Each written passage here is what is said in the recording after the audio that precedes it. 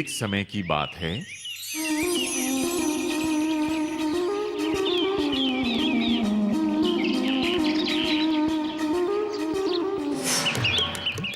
एक साधारण सा ब्राह्मण गांव में रहता था। वो बहुत धनवान नहीं था। एक दिन उसने तय किया कि सोने के घड़े को बाजार में ले जाकर ऊंचे दाम में बेच देगा। वो सोने के घड़े को लेकर बहुत सारे दुकानों में गया, लेकिन कोई भी घड़े को खरीदना नहीं चाहता था। आखिर में एक ग्वाला मान गया। वो बोला, मैं सोने के घड़े में दूध बेचने जाया करूंगा। मेरे ग्राहक इससे बहुत खुश होंगे। बताओ, इसके तुम्हें कितने पैसे चाहिए? मैं कुछ नहीं जानता, लेकिन कम से कम 10 चांदी के सिक्के लूंगा। मेरे पास इतने पैसे तुम्हें देने के लिए नहीं हैं, लेकिन तुम इस छोटे बछड़े को ले सकते हो। ये बड़ी होकर तंदुरुस्त गाय बनेगी और तुम्हारे परिवार के बहुत काम आएगी। मैं इसे 12 चांदी के सिक्कों में बेचने वाला था। ब्राह्मण इस सौदे से बहुत खुश हुआ। वो बछड़े के गले में रस्सी बांध दिया और उसके साथ घर चल दिया।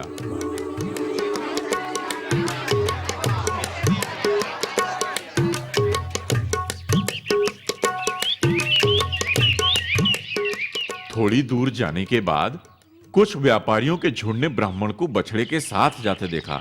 उसमें से एक ने कहा, आहा, देखो वो सुंदर बछड़ा। अगर हम लोगों के पास होता तो हम लोग अमीर हो जाते। लेकिन क्या ये हमको बेचेगा?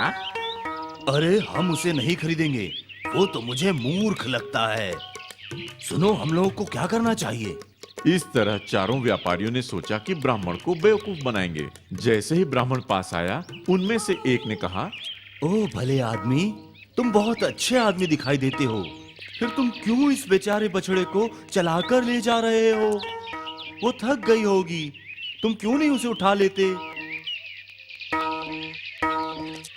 ब्राह्मण ने तुरंत व्यापारी की बात मान ली। थोड़ी देर के बाद ब्राह्मण को दूसरा व्यापारी मिला। अय्यो, क्या बात है? एक आदमी गधा को पीठ में लेके चलता है। गधा कहाँ? तुम? ये जानवर तुम्हारी सेवा के लिए तुम पीठ में उठाया। हैरान ब्राह्मण बछड़े को नीचे उतार दिया। उसने अपने थोड़े सामान भी उसके पीठ पर रख दिया और चलने लगा। थोड़ी दूर चलने के बाद तीसरा व्यापारी मिला और बोला, जनाब, आपके पास बहुत अच्छा गधा है।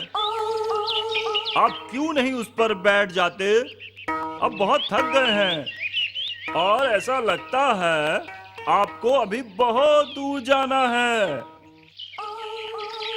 पर ये तो गधा नहीं दिखता है। जिस आदमी ने मुझे बेचा, उसने कहा ये बछड़ा है। ओह, तो तुम नहीं जानते कि ये व्यापारी कैसे होते हैं? अब तुम्हारे पास अच्छा गधा है तो इसका इस्तेमाल करो।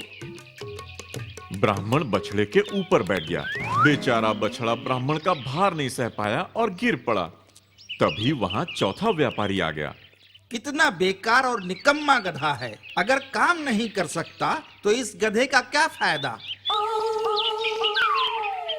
अब तक ब्राह्मण को बहुत गुस्सा आ चुका था। ये निकम्मा जानवर, मैंने तुम्हारे लिए अपना सुंदर घड़ा बेच दिया और तुम मेरे किसी काम के नहीं हो। निकम्मे कहीं के, चले जाओ, जरूरत नहीं तुम्हारी। बछड़ा डर के मारे भाग गया और ब्राह्मण गुस्से से अपने गांव की तरफ चल पड़ा। वो चारों व्यापारी जो पेड़ के पीछे छिपे थे, बछड़े को पकड़कर अपने घर की तरफ चल पड़े।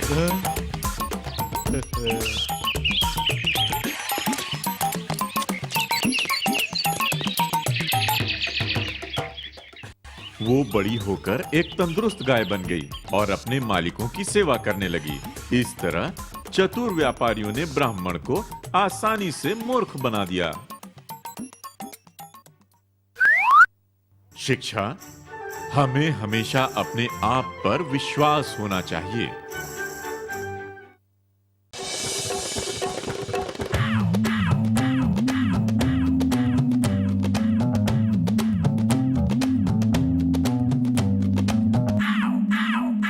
बहुत समय पहले की बात है। एक राजा था। वो चालाक और दयावान था। उसका राज्य बहुत बड़ा और प्रसिद्ध था, पर वो बहुत उदास रहता था। उसके राज्य में प्रजा बहुत ही आलसी थी और वहाँ के लोग कड़ी मेहनत नहीं करते थे, और तो और वे काम ही नहीं करते थे। राजा ने सोचा कि क्यों नहीं इन्हें सबक सिखाया जाए। उन्होंने कुछ हीरे जवाहरात, सोने के सिक्के और गहनों को घड़े में डाल दिया।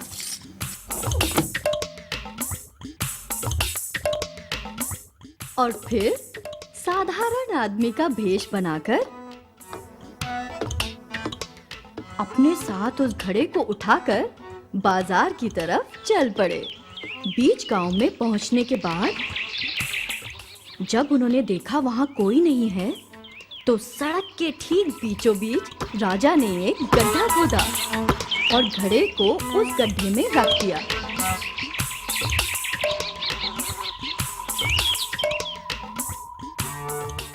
और उसने उस गड्ढे को एक बड़े पत्थर से ढक दिया। और फिर राजा ने इधर उधर देखा और नजदीक के पेड़ के पास जाकर छुप गए। उन्होंने थोड़ा समय वहां इंतजार किया। सुबह सुबह दूध वाला वहां से गुजर रहा था और उसने बड़े पत्थर को देखा और बड़बड़ाने लग गया। ये किसने इसे यहाँ रखा है? ये कहते हुए वो सड़क के किनारे से निकल गया। राजा ये सब देखकर बहुत उदास हुआ। बाजार में भीड़ बढ़ते ही सब सड़क के बीच रखे पत्थर के बारे में बात करने लगे, पर किसी ने उसे वहाँ से हटाया नहीं। ताजुब है कि ये यहाँ कैसे आया। क्या करना है? मैं अपनी नींद क्यों खराब करूं? जब एक बैलगाड़ी वहाँ से गुजर रही थी तो राजा बहुत ही खुश हुए। चलो अब तो कोई यहाँ से पत्थर को हटाएगा। लेकिन उसने भी पत्थर को नहीं उठाया। उसने अपने चालक से कहा, गाड़ी घुमा लो। हम लोग दूसरे रास्ते से जाएंगे। यहाँ पर तो बहुत बड़ा पत्थर पड़ा है। राजा ने सोचा, अगर ये सब ऐसे ही चला तो मुझे पूरा दिन लग जाएगा। तभी उन्होंने देखा कि एक बूढ़ा आदमी सड़क से गुजर रहा था। वो कमजोर और थका दिखाई दे रहा था।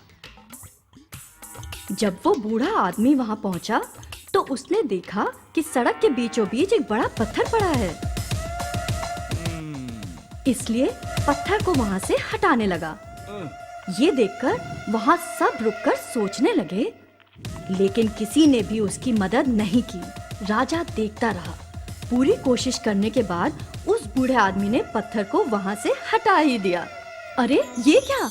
उसने खजाने को देखा और आश्चर्य से बोला, इस खजाने का मालिक कौन है? कोई जानता है? लोग इकट्ठा हो गए। ये मेरा है। ये मेरा है। नहीं नहीं, ये मेरा है। ये मेरी दुकान के पास मिला है, इसलिए ये मेरा है। ये सब लोग झूठे हैं। ये खजाना मेरा है, लेकिन अब ये सब तुम्हारा है। ये कहकर राजा पेड़ के पीछे से बाहर आए। मैंने ये घड़ा यहाँ रखा था। मैं देखना चाहता था कि कौन पत्थर हटाएगा और खजाने का मालिक बनेगा, पर तुम में से किसी ने नहीं किया। ये खजाना इस बूढ़े और नेक आदमी को दिया जाता है। मेरे राज्य के आलसी प्रजाजनों, याद रखो, जिंदगी खजाने से भरी पड़ी है, पर अगर तुम मेहनत नहीं करोगे तो वो तुम्हें कभी नहीं मिल पाएगा। ये कहकर राजा वहां से चले गए। शिक्षा ये है, आलसियों को कभी भी इनाम नहीं मिलता है।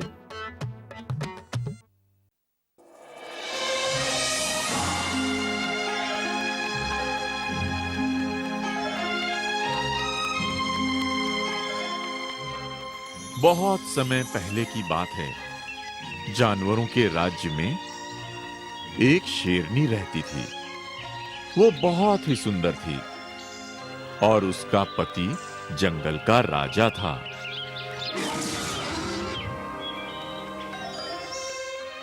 वो बहुत ही दयालु और न्यायप्रिय था, पर वो खुद बहुत घमंडी थी।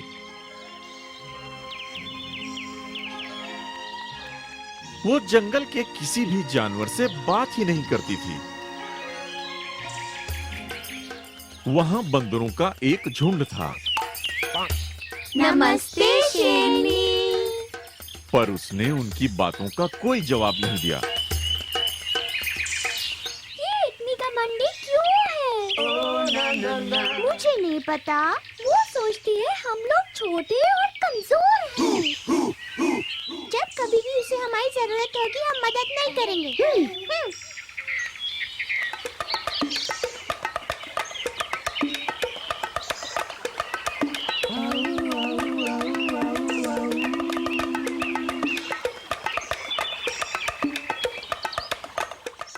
एक दिन जब शेरनी सोकर उठी, उसने देखा कि उसके बच्चे गायब हैं। उसने उन सबको सब जगह ढूंढा, पर वो उसको कहीं नहीं मिले।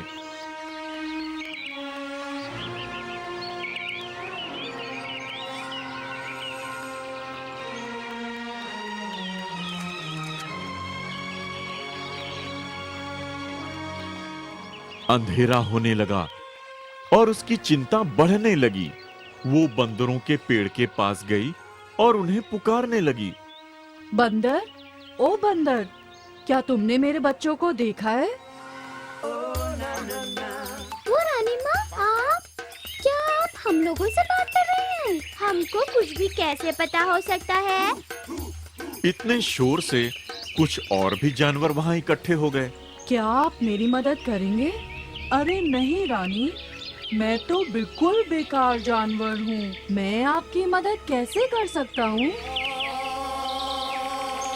क्या तुम मेरी मदद कर सकते हो भालू? तुमने मेरे बच्चों को देखा है? ये कैसे हो सकता है? क्या तुमने अपने बच्चों को मना नहीं किया था कि मेरे जैसे बदसूरत जानवर से दूर रहें? कोई भी? क्या किसी ने भी मेरे बच्चों को देखा है? नहीं रानी, आप हमसे और हम आपसे कोई मतलब नहीं रखते। ये सब सुनकर रानी रोने लगी। इसमें मेरी ही गलती है। मैंने तुम लोगों के साथ बहुत बुरा व्यवहार किया है। मुझे माफ कर दो। मैंने नहीं समझा कि एक दोस्त का होना कितना जरूरी है। अपने घमंड के आगे मैंने किसी पर भी ध्यान नहीं दिया और अब कोई भी मेरी मदद नहीं करेगा। शेरनी को रोता देखकर सभी जानवरों को बहुत दुख हुआ। चिंता मत करो रानी, हम तुम्हारे बच्चे ढूंढने में तुम्हारी मदद करेंगे। हम तुम्हें ये महसूस करा देना चाहते थे कि हमें कितना बुरा लगता है। मैं समझ सकती हूँ, मुझे माफ कर दो। चलो सब मिलकर उन राजकुमारों को ढूंढते हैं। सब जानवरों ने मिलकर बच्चों को ढूंढना शुरू कर दिया।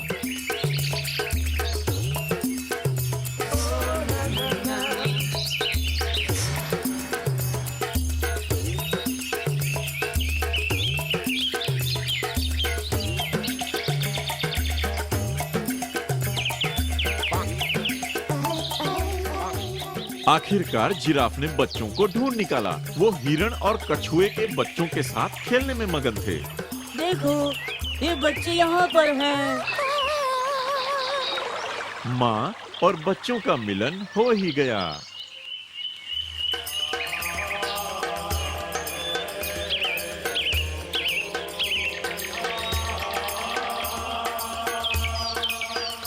और फिर शेरनी ने कभी भी अपने दोस्तों का अपमान नहीं किया।